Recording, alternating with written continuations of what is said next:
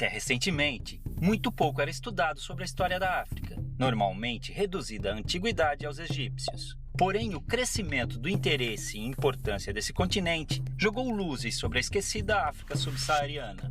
Cercados por florestas, savanas, montanhas, o mar e o deserto, e convivendo com uma rica fauna, esses africanos viviam em pequenos reinos, muito parecidos com as cidades-estado da antiguidade. Dominavam técnicas de agricultura, metalurgia e mineração.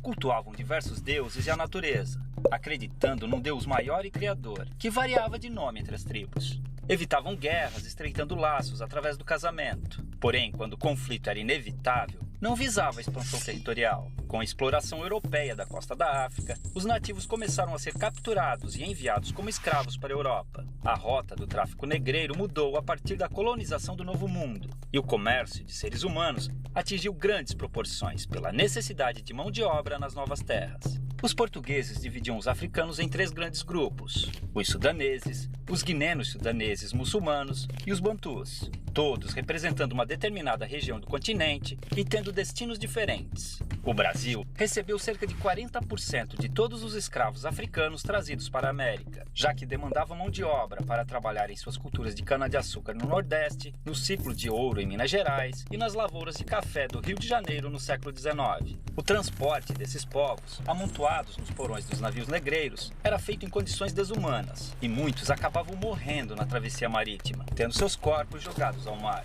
Já desembarcados, os escravos eram vendidos e conduzidos aos seus destinos nas fazendas, onde eram obrigados a trabalhar de sol a sol, com roupas e alimentação de péssima qualidade. Dormiam em habitações escuras e úmidas, as senzalas, e muitas vezes eram acorrentados para evitar fugas. Os castigos físicos eram comuns, e o mais usado era o açoite. Com o comércio constante de escravos, não havia preocupação em manter seu bem-estar, já que podiam ser facilmente substituídos por novos africanos, fazendo sua expectativa de vida no Brasil ser muito baixa. Eram proibidos de praticar sua religião e obrigados a adotar o catolicismo e a língua portuguesa. Mantiveram sua cultura viva, realizando seus rituais africanos escondidos, criando até um tipo de luta, a capoeira. A maior parte dos africanos traficados para o Brasil eram homens, por serem mais valorizados nos trabalhos forçados. As mulheres, que não eram aproveitadas nas lavouras, viravam escravas domésticas, as chamadas mucamas.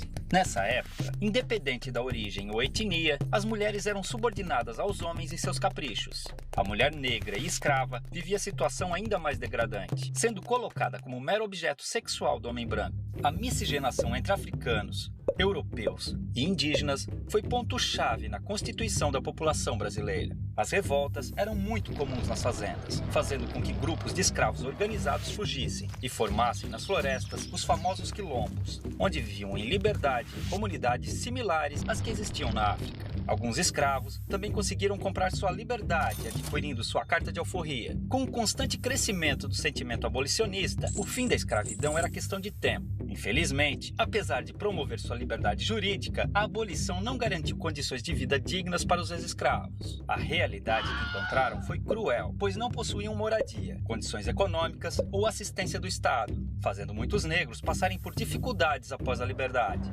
O preconceito e a discriminação os impediram de encontrar trabalho nas cidades. Já nas lavouras, tinham sido substituídos pelos novos imigrantes livres europeus, a maioria italianos. A escravidão deixou cicatrizes profundas. Os negros vivem ainda hoje em condições inferiores aos brancos, devido ao grande processo de exclusão social. Tem menor escolaridade, menos qualificação, salários menores, menos representação na mídia e em entidades governamentais, além de menos cargos de chefia e liderança. É uma situação degradante, considerando a imensurável participação do negro na vida brasileira. Infelizmente, o pouco que se aprende nas escolas sobre a herança africana reduz o negro a estereótipos ligados a origens de musicalidades, como o samba, e ao trabalho braçal como escravo. Esse pensamento induz muitas ideias erradas ou incompletas sobre as populações negras. Há muito mais sobre essa superfície. Os africanos foram, sobretudo, fonte de informação para os portugueses, que não tinham conhecimento sobre cultivo e exploração de produtos de regiões tropicais. Foi a tecnologia africana, com seu conhecimento agrícola aprimorado por milênios, além de suas técnicas de mineração, que tornou possíveis os principais ciclos econômicos do Brasil, como a cultura da cana-de-açúcar, a extração mineral e o cultivo do algodão e do café, gerando riqueza e transformando a geografia e a história do país, naquelas que conhecemos hoje. Estima-se que chegaram ao Brasil cerca de 5 milhões de africanos,